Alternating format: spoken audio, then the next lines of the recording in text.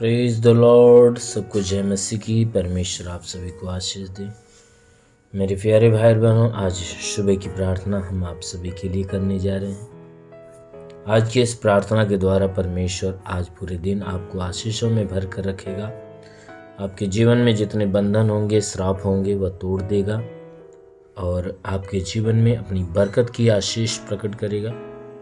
इसलिए आप सभी लोग इस प्रार्थना को विश्वासपूर्ण होकर आप रिसीव करिए। परमेश्वर की बड़ी ब्लेसिंग आज आपके जीवन में आने वाली है। इसलिए प्रार्थना शुरू करने से पहले मैं वचन के माध्यम से बातचीत करना चाहता हूँ। आइए पहले वचन को देखते हैं। इब्रानियों की पत्री अध्याय 11 वचन 6 से। इब्रानियों की पत्री अध्याय 11 वचन 6 से। आइए देखते हैं। विश्वास बिना उसे प्रसन्न करना अनहोना है, क्योंकि परमेश्वर के पास आने वाले को विश्वास करना चाहिए कि वह है और अपने खोजने वाले को प्रतिफल देता है। आमीन, हालेलुया। मेरे प्यारे भाई बहनों, यहाँ परमेश्वर का वचन हमें बताता है, जिसमें परमेश्वर का दास पौलुस कहता है हे मेरे भाइयों, यही मनुष्य की संतानों, सुनो। कहता है विश्वास बिना उस परमेश्वर को खुश करना अनहोनी बातें हैं। कहता है बिना विश्वास हम उस परमेश्वर को खुश नहीं कर सकते, क्योंकि हमें परमेश्वर को खुश करने के लिए उस परमेश्वर के ऊपर विश्वास करना होगा। कहता है कि जो परमेश्वर स्वर्ग में विराजमान है,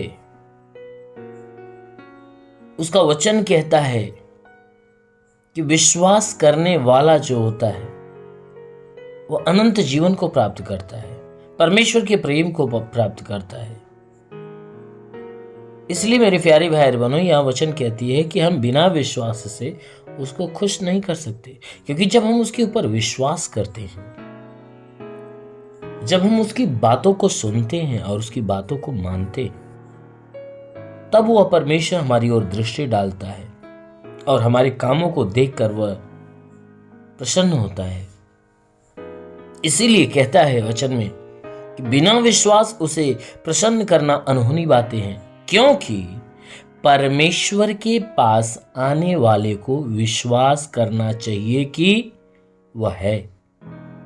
कहता इसलिए जितने लोग परमेश्वर के पास आते हैं उन्हें इस बात का विश्वास करना चाहिए कि सच में वह परमेश्वर है। क्योंकि आप परमेश्वर के पास आ रहे हो, तो आप जब परमेश्वर के सम्मुख खड़े होते हो या उसके भवन में जाते हो, कलीसिया या चर्च में जाते हो,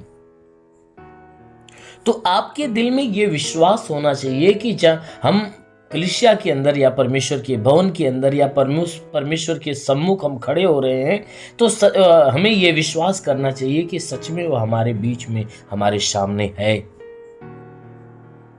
वचन कहता है सच में विश्वास करना चाहिए। आप अपने घर में ही अगर परमेश्वर के सम्मुख खड़े होते हो, तो आपको उस समय ये बात का विश्वास करना चाहिए कि हम जहां परमेश्वर के सम्मुख खड़े हो रहे हैं, तो हमारे सामने वह है। जब हम इस बात का विश्वास हम करते हैं कि हमारा परमेश्वर हमारे सम्मुख, हमारे सामने है, हमारे बीच में है, हमारे सामने खड़ा है, जब आप इस बात के ऊपर विश्वास करोगे और विश्वास करके महसूस करते हो, तब वह परमेश्वर खुश होता है।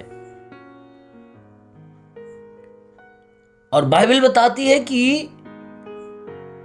जब हम परमेश्वर के प्रति इस बात का विश्वास करते हैं कि हाँ सच में हमारे पास है, तो परमेश्वर हमारे इस विश्वास को देखकर खुश होता है। यानी अपने इस ऐसे लोगों से वह खुश होता है और स्वर्गीय भंडार से वह उसके बदले में प्रतिफल देता है।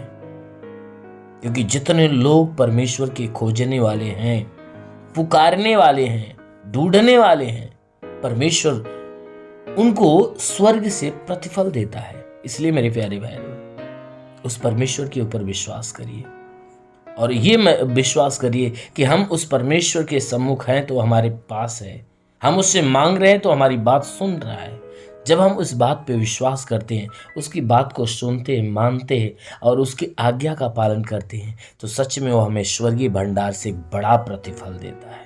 आमीन, हालेलुया।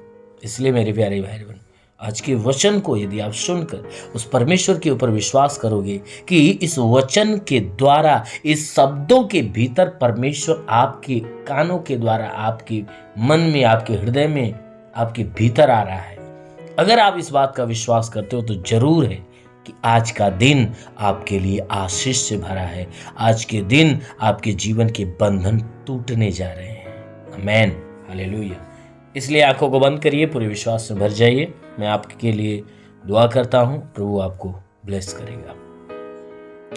प्रभु तेरा धन्यवाद करते, आदर महिमा तुझे देते पिता। प्रार्थना करता अपने पवित्र सामर्थी बलवंत हाथों को बढ़ाकर जितने लोग इस प्रार्थना को सुन रहे प्रभु, उन सबको स्पर्श कर, ताकि इन सबके शरीर में जितने दुख है, तकलीफ है, पीड़ा है, परेशानी है, नष्ट होने पाए प्रभु। इनके जीवन में जितनी भी परेशानियां, सारी परेशानियां दूर हो जाए।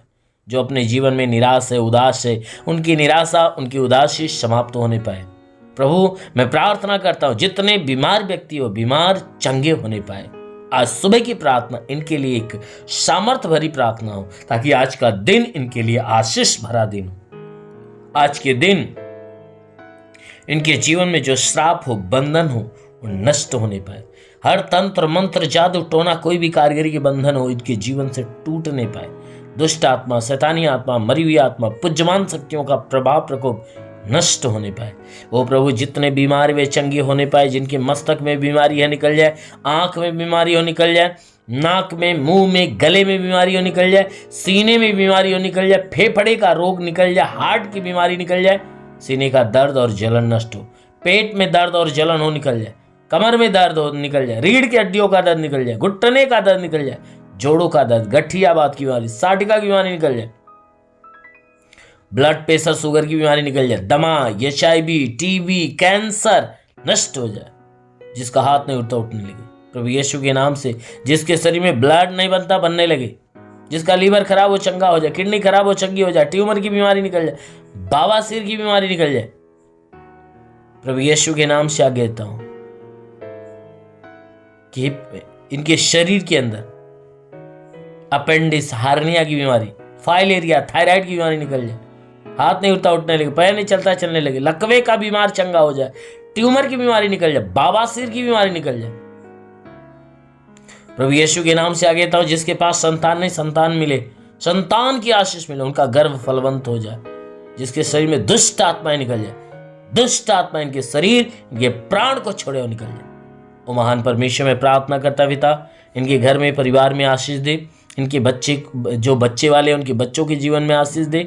हाँ मेरे प्रभु, इनके कमाई के क्षेत्र पे आशीष दे, ताकि इनके रोजी रोजगार, काम धंधे, बिजनेस, व्यापार पे आशीष दे, बढ़ोतरी बरकत हो। जिसके पास रोजगार नहीं, रोजगार मिले, नौकरी नहीं, नौकरी मिले, जो गरीबी के श्राप में छुटकारा पाए, जो कर्जा में उसका कर्जा अदा हो जाए, जिसके पास घर नहीं है उसको घर हो जाए, चलने का साधन नहीं, चलने का साधन हो। मेरे महान परमेश्वर, हम प्रार्थना करते पिता, तू अलौकिक काम करने वाला प्रभु है, भारी आशीष के द्वारा इन्हें ढांप ले मेरे पिता। हे परमेश्वर, मैं प्रार्थना करता हूं कि जिनके जीवन में कोई बंधन है, आज बंधन टूटने पाए, श्राप है, श्राप खत्म होने पाए।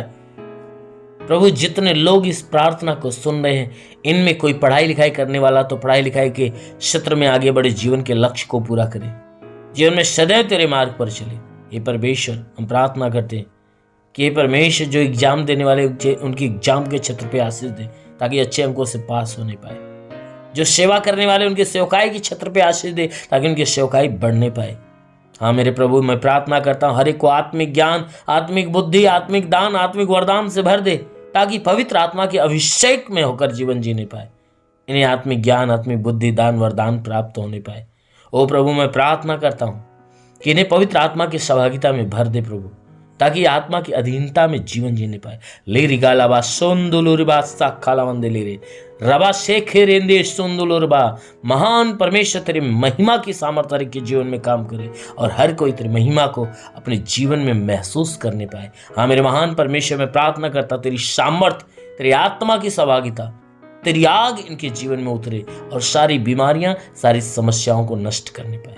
हाँ मेरे महान पिता, तेरा साथ इनके साथ, तेरा हाथ इनके सर पे बना रहे, अनुग्रह शांति से भर दे प्रभु यीशु के महान नाम में मांगते हैं, आमेन। परमेश्वर आप सभी को आशीष दे। God bless you. धन्यवाद।